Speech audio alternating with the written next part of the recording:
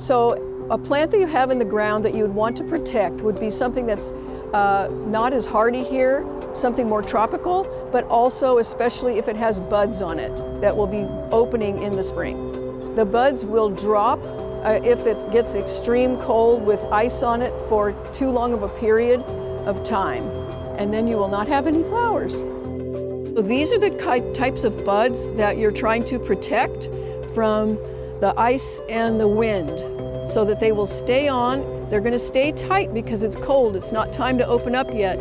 But if it gets too extreme, these are the ones that will drop away if they get too cold and too full of ice. This is a camellia bush here. Have buds that some are open now and flowering, and then there are other varieties that are very tight and will be opening later in January and February. And those are the buds that might be most susceptible to falling away in very extreme cold and ice. So we want to protect them if we can. If they're not in a windy area, you might be okay. But if it's in the wind, I would highly recommend covering your plants with a fabric, a lightweight fabric, such as a frost cloth, even a sheet. That would be an ideal way to protect them from falling off. If you have recently planted some things in the ground, or you have an area that's especially dry, I would try to water it today before the cold hits, because a very dry plant will be more vulnerable to damage than if it was moisture in the roots.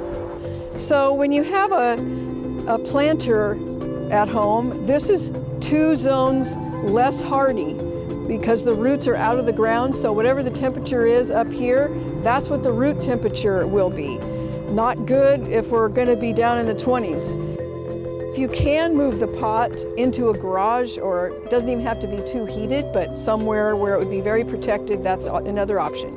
In containers, just everything would be susceptible to burn from the wind burn, when the cold is that cold. We recommend that you cover it, especially with wind, to keep them from desiccating the foliage, and that will help prevent a lot of damage to the plant. You can use a sheet if you want, but we have special fabric that you can put over that has a cinch cord on it, and you can just tie it right over, and that will be the buffer against the wind and the ice.